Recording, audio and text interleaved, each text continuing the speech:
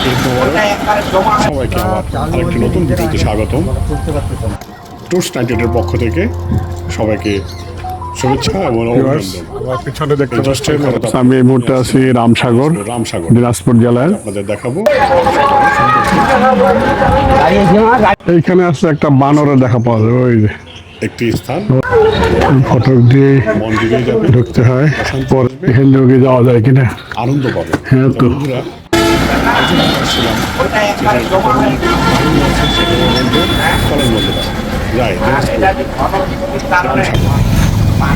এই বাস স্ট্যান্ডে নেমে আমরা আমাদের সকালের নাস্তার কথা চিন্তা করেছিলাম। বাস স্ট্যান্ডের আশেপাশেই কিছু খাবার হোটেল রয়ে গেছে, যেখান থেকে আপনারা সকালে নাস্তা করে একদম ভর পেটে রওনা দিতে পারবেন রামসাগরের উদ্দেশ্যে। আরেকটু কথা বলে রাখি, দিনাজপুর এই জায়গা থেকেই রামসাগরের দূরত্ব সর্বোচ্চ হয়তো 8 কিলোমিটার, খুব বেশি দূরে নয়। এখান থেকে আপনারা অটো করেই যেতে পারবেন, বা ভ্যানেও যাওয়া যায়, বা খোলা ভ্যান যেটা আছে সেটাতেও যাওয়া যায়। আমরা একটি অটো নিয়েছিলাম দৌড়াদৌড়ি করে 200 টাকার বিনিময়ে একদম রামসাগরের গেটে আমাদেরকে নামিয়ে দেওয়ার কথা উনি বলেছিলেন। যাওয়ার পথে প্রকৃতির এই অপার সৌন্দর্য দেখে আমরা মুগ্ধ হয়েছিলাম। ভালো লাগছিল গ্রামের এই পথটুকু, এবং দুপাশে যে অবারিত সৌন্দর্য রয়ে গেছে তা আমাদের চোখকে জড়িয়ে দিয়েছিল, মনে এনে দিয়েছিল প্রশান্তি, এবং শান্তির এক বার্তা নিয়ে আমরা এগিয়ে যাচ্ছিলাম। আসলে প্রকৃতি কখনোই কারোর সাথে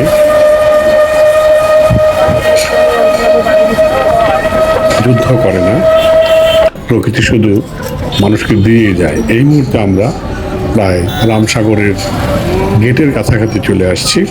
এই তো বিলবোর্ডে লেখা দেখতে পাচ্ছেন বন্ধুরা, দিস ইজ রামসাগর।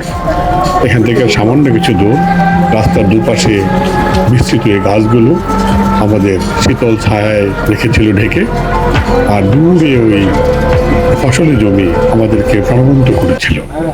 তো বন্ধুরা, এই মুহূর্তে রামসাগরের গেটের সামনে, এখানে এসে 20 টাকা দিয়ে টিকিট কেটে ঢুকতে হবে, কারণ এই রামসাগরটি সরকারের তত্ত্বাবধানে আছে এবং প্রত্নতত্ত্ব দপ্তরের নির্দেশনায় এটা চলে, এবং এটা যত রক্ষণাবেক্ষণ এখান থেকেই তার ব্যবস্থা হয়। তো বন্ধুরা চলেন আমরা ঢুকি আমাদের রামসাগরের ভিতরে। ঢোকার আগেই একটি ফটক গেট হচ্ছিল নতুন, গেটটি হয়তো 2 মাস ধরে কাজ চলছিল, এর মধ্যে কাজ বন্ধ হয়ে গেছে। তো আমরা চেষ্টা করছিলাম যে গেটটির কাজ কবে শেষ হবে তারপর দেখার জন্য। তা আসলে আমাদের প্রত্যেকটা কাজই কঠিন, কোনো কাজই সহজ নয়। এটাও হয়তো আগামীতে এসে আমরা হয়তো এর কাজ সম্পূর্ণ শেষ করতে পারবো। এখানে কিছু দিক নির্দেশনা ছিল, আপনারা চাইলে সেটি পড়ে নিতে পারেন, আমার এই ভিডিওতে আছে। আর আমরা এই মুহূর্তে ভিতরে ঢুকবো। Welcome to Ramsagar. তো চলুন বন্ধুরা দেখি কেমন। কটা স্পট দেখাবেন? 4টা। সময় কতক্ষণ? 1 ঘন্টা। 1 ঘন্টা হয়? এত বড় রামসাগর, রামের বেটা বানাইছে, 1 ঘন্টায় হবে? 120 টাকায় কম নেবেন না? আমারটা কম নিলে কিন্তু আরো লোক এসে আপনারা খুঁজবে, আমি কিন্তু ছাড়বো। লাইফে দিব না, আমার চ্যানেলেই দিব। বলেন আচ্ছা ঠিক আছে, ঠকে গেছে। হ্যালো ভিউয়ার্স, এই মুহূর্তে আমরা রামসাগরের ভিতরে ঢুকতেই চোখ জুড়িয়ে গেল তার চারপাশের পরিবেশটা দেখে। আমরা এই অটোটা নিয়েই 1 ঘন্টার টিকিটে পুরো রামসাগরটা ঘুরে বেড়াবো এবং তার চারপাশ দেখানোর চেষ্টা করব। তো আসলে এখানকার প্রাকৃতিক পরিবেশ এতই মনোমুগ্ধকর যে আমি বলে শেষ করতে পারবো না, আর আপনাদের শুধুমাত্র দেখিয়েও শেষ করতে পারবো না। এখানে এসেই আপনাদেরকে দেখতে হবে এর প্রাকৃতিক পরিবেশ। আসলে অনেক সারি সারিবদ্ধ আম গাছ এবং তার সাথে কিছু বনজ গাছ দিয়ে ভর্তি এই রামসাগরটি। তাই চলুন বন্ধুরা আমরা দেখতে থাকি। আসলে এই মুগ্ধ করার মতো দৃশ্য শুধু কথা বলে সময় নষ্ট না করে এক নীরবে কিছুক্ষণ দেখতে থাকি, তাহলে হয়তো মনটা কিছুটা প্রশান্তিতে পূর্ণ হবে।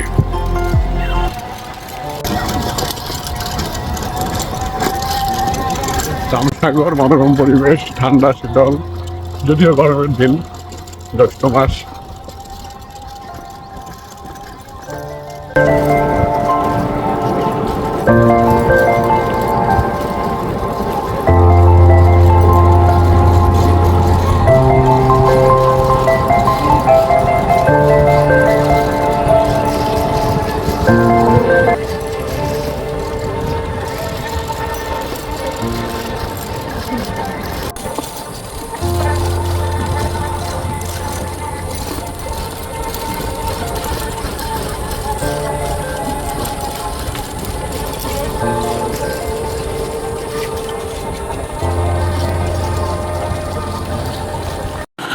ওকে বন্ধুরা, আমরা এই মুহূর্তে প্রবেশ করলাম সেই দীর্ঘতম রামসাগর, যার নেই কোনো ঢেউ, নেই কোনো বড় ধরনের জলোচ্ছ্বাস, কিন্তু সে সাগর, তারই নাম রামসাগর।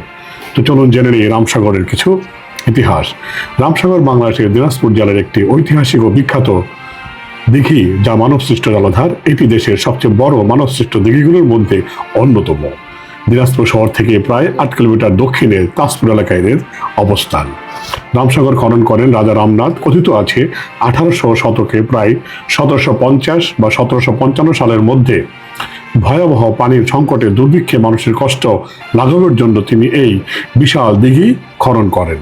রাজা রামনাথের নাম থেকে এর নাম রাখা হয় রামসাগর। রামসাগরের দৈর্ঘ্য প্রায় 1031 মিটার, প্রস্থ 364 মিটার।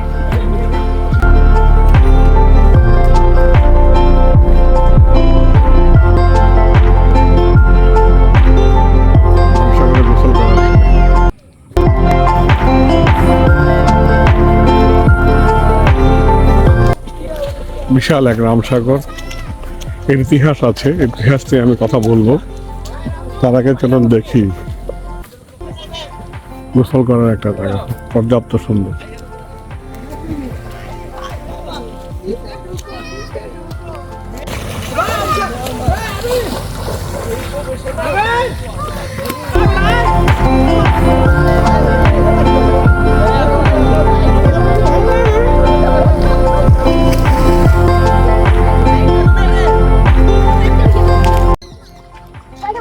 ভিউয়ার্স, আমার পিছনে দেখতে পাচ্ছেন এরা প্রচন্ড গরমে, জ্যৈষ্ঠ মাসের গরমে সবাই পানিতে গোসল করছেন।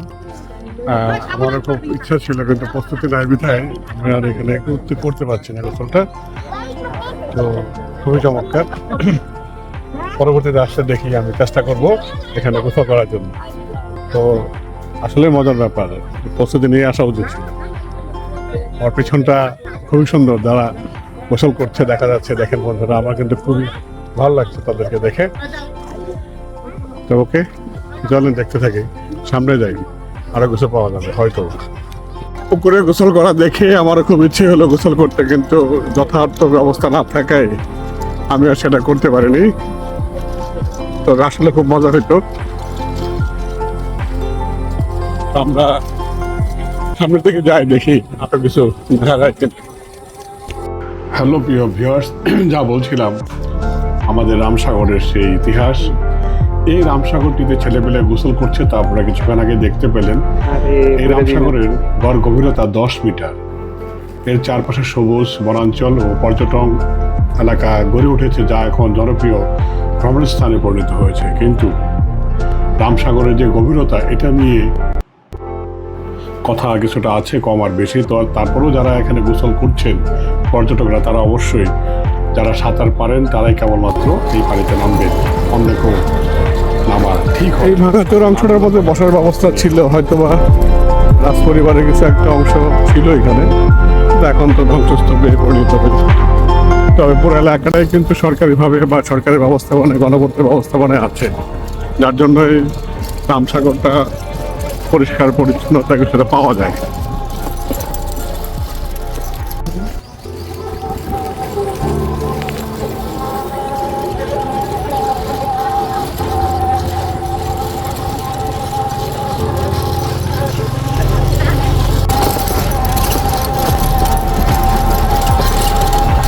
এখানে ঘাট আছে না একটা, ঘাটে রাখেন ওয়াশ টাওয়ার করছে নাকি, এইটা কি?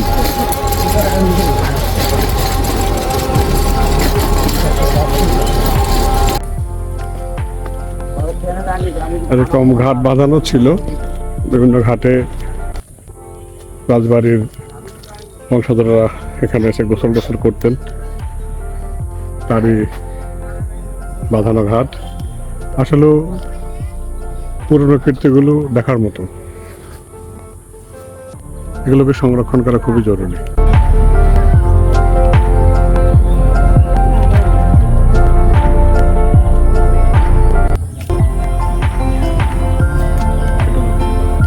আমি এই মুহূর্তে আছি রামসাগর, দিনাজপুর জেলার শহর থেকে 8 কিলোমিটার দূরে অবস্থিত রামসাগর। এটা সম্ভবত 1750 থেকে 1755 সালের দিকে এই দিঘিটি খনন করা হয়। 1750 দশকে এর অঞ্চলে ভয়াবহ অনাবৃষ্টি ও খরা দেখা দেয়। ওই সময় পানির অভাব পূরণ করার জন্য রাজা রামনাথ এই দিঘিটি খনন করেন। তো আমরা সারাদিন আজকে এই দিঘিটি ঘুরবো, দেখবো এবং আপনাদের দেখানোর চেষ্টা করব এবং পাখির চোখও আপনাদের দেখাবো এবং বলার চেষ্টা করবো এর ইতিহাস। তো চলুন বন্ধুরা, আমরা এই যে দেখতে পাচ্ছেন বিস্তীর্ণ যে পানির যে ভান্ডার, এটাই আসলে রামসাগর। আমরা রামসাগরের চারপাশ ঘুরবো এবং চারপাশের যে পরিবেশ সেটা আপনাদের দেখানোর চেষ্টা করব। তো চলুন বন্ধুরা, দেখতে থাকি। প্রচণ্ড সুন্দর পরিবেশ, সবুজে ঘেরা, তার মধ্যে রোদের উত্তাপ কম নয়, আমার মাথার উপরে ঠিক সূর্যের আলো। তো এর মধ্যেই এই প্রাকৃতিক পরিবেশ কিছুটা হলো প্রশান্তি এনে দিবে। যে কথাটা বলছিলাম আমার ভিউয়ার্সদের, যে অনেক ইতিহাস আছে রামসাগরকে ঘিরে। তারপরে কথিত আছে দিনাজপুর এলাকায় একসময় যে ভয়াবহ খরা ও দুর্ভিক্ষ দেখা দিয়েছিল, পানির সংকট দেখা দিয়েছিল, তখন রাজারা রামনাথ মানুষের কষ্ট দূর করতে বিশাল এই দিঘি খনন করেন। কিন্তু দিঘি খননের পরও নাকি তাতে পানি উঠছিল না। এতে রাজা খুব চিন্তিত হয়ে পড়ছিলেন। লোকমুখে শোনা যায়, এক রাতে রাজা স্বপ্নে নির্দেশ পান যে একটি বিশেষ ত্যাগ বা শুভ কাজের পর দিঘিতে পানি আসবে। আরেকটি প্রচলিত কাহিনীতে বলা হয়, রাজার পরিবারের একজন সদস্য বা পুত্রবধূকে দিঘিতে নামার পর অলৌকিকভাবে পানি উঠে পুরো দিঘি ভরে যায়। তবে এটিও লোককথা, নিশ্চিত ইতিহাসের তথ্য নয়। ইতিহাসবিদদের মতে বাস্তবে রামসাগর পানি আসে প্রকৃতির ভূগর্ভস্থ পানির স্তর, বৃষ্টির পানি, আশপাশের জলপ্রবাহের মাধ্যমে। এতে বড় দিঘি খননের পর ধীরে ধীরে পানি জমে এটি পূর্ণ হয়ে যায়। তো আসলে ইতিহাস, লোককথা অনেক কিছুই আছে আমাদের রাজাদের নিয়ে। তো এটির একটি অংশ বিশেষ। ভাড়া করে আমি শুরুতে ভ্যানের চাচাকে দেখানোর চেষ্টা করেছিলাম।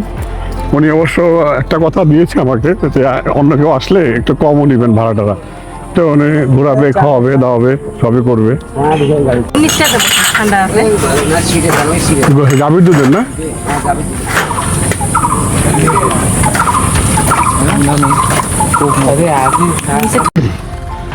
হ্যালো ভিউয়ার্স, আমি আসলে এক চমৎকার জায়গাতে এসেছি, গাছপালায় পরিপূর্ণ। মনে হয় যদি এই পরিবেশে জীবনের বাকি সময়টা কাটানো যেত তাহলে খুব ভালো হতো।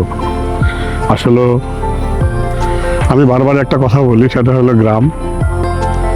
গ্রামে আসতে হবে সবাইকে। এরকম ছোট ছোট বাঁশের ঝাড় আছে, হয়তো এখানে নতুন লাগানো হয়েছে, এগুলো জমিদারের সময় ছিল না। কিন্তু এই যে বিস্তীর্ণ যে পুকুর বা খাল বা যেটাই বলেন, এটা কিন্তু ছিল। ওই যে চারপাশ সবুজে ঘেরা, এটা বেশি মনোরম এবং আপনার মনে প্রশান্তি এনে দিবে। এই গরমে এই প্রশান্তিটুকু আপনি পাবেন আসলে এখানে। আমি যেটা পাচ্ছি দেখেন, একদম সূর্যের আলো ঢোকার কোনো স্কোপ নেই, একদম নীরব ছায়া সুনিবিড় পরিবেশ। এর মধ্যে মাঝে মাঝে খাবার দাবারের দোকানপাট আছে, চা আছে, যা খেতে চান সবই মোটামুটি আছে। এরকম বসার জায়গা আছে। আমার এর মধ্যে রামসাগরের যে ইতিহাস বা লোককথা সবই জানতে পেরেছেন। তারপরে 1974 খ্রিস্টাব্দে 14 নভেম্বর সংরক্ষিত বন বিভাগ নামে এটা ঘোষিত হয়। অতএব রামসাগর জাতীয় উদ্যান হিসাবে প্রতিষ্ঠা লাভ করে। দিঘির নাম রামসাগর। খনন করেন রাজা রামনাথ। খননকাল 1750 থেকে 1755 খ্রিস্টাব্দ। দৈর্ঘ্য 3399 ফিট, প্রস্থ 998 ফিট, উদ্যান 68.54 একর, জলভাগ আছে 77.90 একর। এই হলো সম্পূর্ণ রামসাগরের ইতিবৃত্ত। আমাকে দেখে মনেই হচ্ছে যে পিছনটা খুবই সুন্দর। এই পাশটা যা দেখা যায় একদম ওই কোনা পর্যন্ত গাছপালায় পরিপূর্ণ, এবং আমি যেখানে দাঁড়িয়ে আছি একদম সবুজ গাছের নিচে। আমি যদি এরকম করে দেখানোর চেষ্টা করি, দেখেন এর চেয়ে আর ভালো কি হতে পারে, এর চেয়ে ভালো কোথায় পাবেন। তো আসলে এটা একটা পর্যটন কেন্দ্র, এটা সংরক্ষণ করা হয়েছে। আপনারা কখনো যদি আসেন, এটা একটু পরিষ্কার দেখতে পাবেন। অন্য যে জায়গাগুলো আছে তার চেয়ে একটু ভালো পরিষ্কার পরিচ্ছন্ন তো এখানে আসলে পাওয়া যাবে। এটা হচ্ছে ডিয়াগো পার্ক, আর হচ্ছে এই যে সরি ডিয়াগো সি মানে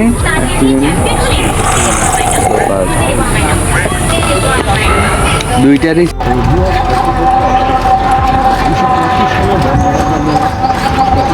মাটি দিয়ে তৈরি করা কিছু পশু পাখির মূর্তি তৈরি করা আছে, শিশু পার্ক নামে পরিচিত।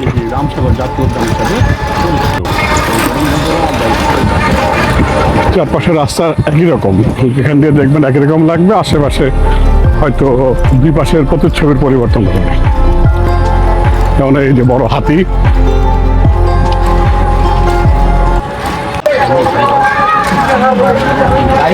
গাড়ি গাড়ি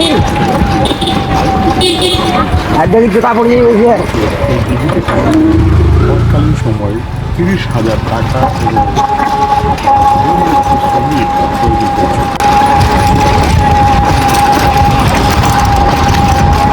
সাগর এই পাশে ফুলের বাগান, গাছপালা দিয়ে ভরপুর। এখানে যাবে মাল এখন যাচ্ছে দাম আসলে এখানে বিভিন্ন রকম খাবার দাবার পাওয়া যাবে, নিতে পারবেন খাবার দাবার। একটা চিড়িয়াখানা আছে, সেখানে যাওয়ার চেষ্টা করছি। বেশ চমৎকার। এটা রামসাগর বন বিভাগের বিশ্রামাগার, আমি জুম করে দেখানোর চেষ্টা করছি। এখানে বিশ্রাম নেওয়া যায়, কিন্তু সেটা হয়তো অনুমতি সাপেক্ষে। আমি সাধারণ জনগণ হয়তো এটা পাবো না। এই তো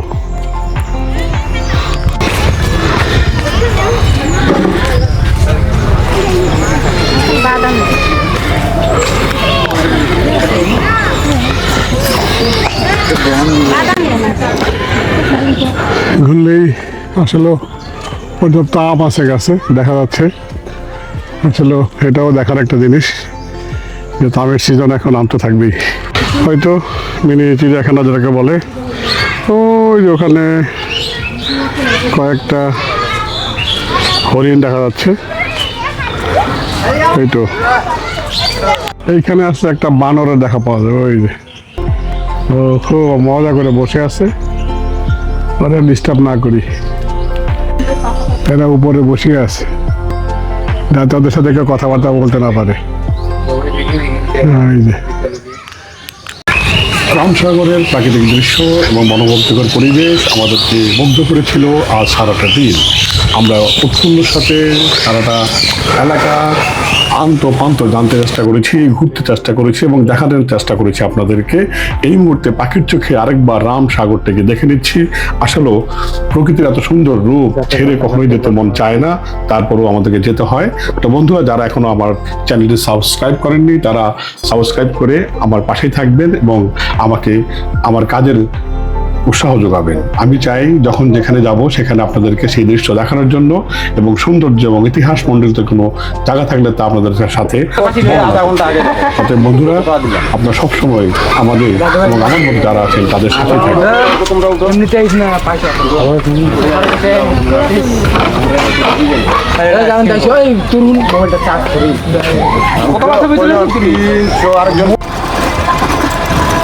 জমিদার বাড়ি না দুম্মা মসজিদ, এখানে আসলে নামাজ পড়ার ব্যবস্থা আছে, ভিতরে মসজিদও আছে।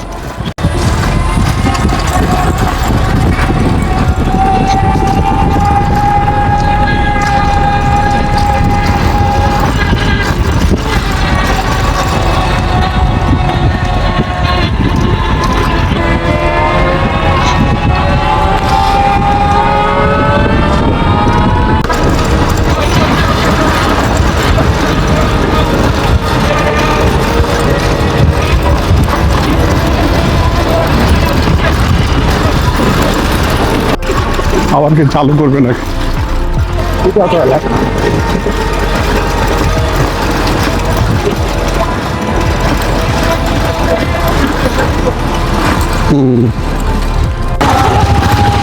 পর্যাপ্ত আম গাছ, সারিবদ্ধ আম গাছ, দূর থেকে দেখলে তাই মনে হয়। এই হলো বাদোয়ারি।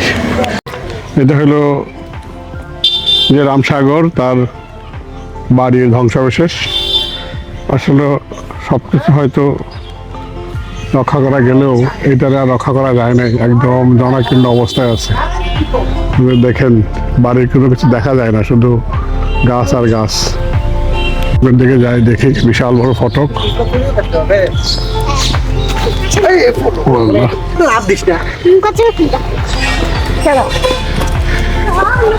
ফটক দিয়ে ঢুকতে হয়। পরে এই যে পুরাতন সেই কীর্তি, এগুলো উপরে কিছু নাই, ভাঙা। এই পাশে মনে ছোট একটা কক্ষ ছিল। ছোট ছোট জায়গা।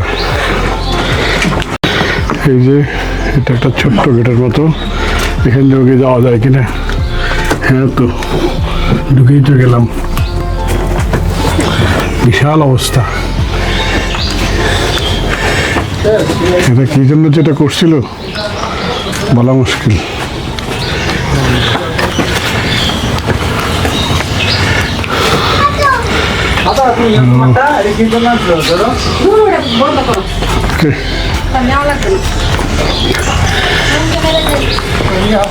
প্রিয় ভিউয়ার্স, আমি এই মুহূর্তে আমার পিছনে যেটা জনাকীর্ণ ধ্বংসস্তূপের মতো দেখা যাচ্ছে, এই যে এটাই সেই জমিদার বাড়ি বলে ওনারা, বা এখানে গোসল করতে আসলে জমিদাররা এখানে আসতেন, এমন কিছু একটা আছে। আসলে এটা রক্ষণাবেক্ষণ করা যেত মেবি, কিন্তু কেন করা হয় নাই, করলে কি হতো, করলে হয়তো আজকে এই 2026 সালে এসে আমি এই ধ্বংসাবশেষ দেখতাম না, এত সুন্দর কিছু দেখতাম। যেমন সাগর, রামসাগরটা যেমন চারপাশটা যেমন পরিষ্কার পরিচ্ছন্ন করে রাখা হচ্ছে, এটাকেও ইচ্ছা করলে পরিষ্কার পরিচ্ছন্ন করে রাখা যেত।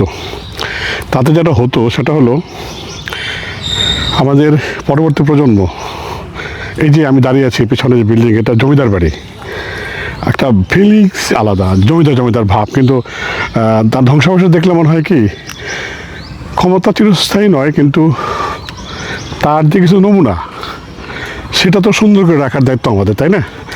তো আমি এটুকু আশাবাদ ব্যক্ত করেই আজকে এই জমিদার বাড়ির সামনে থেকে বিদায় নিচ্ছি। হয়তো আবার কোনো দিন আসবো, তখন হয়তো দেখবো এটা পরিষ্কার হয়ে গেছে।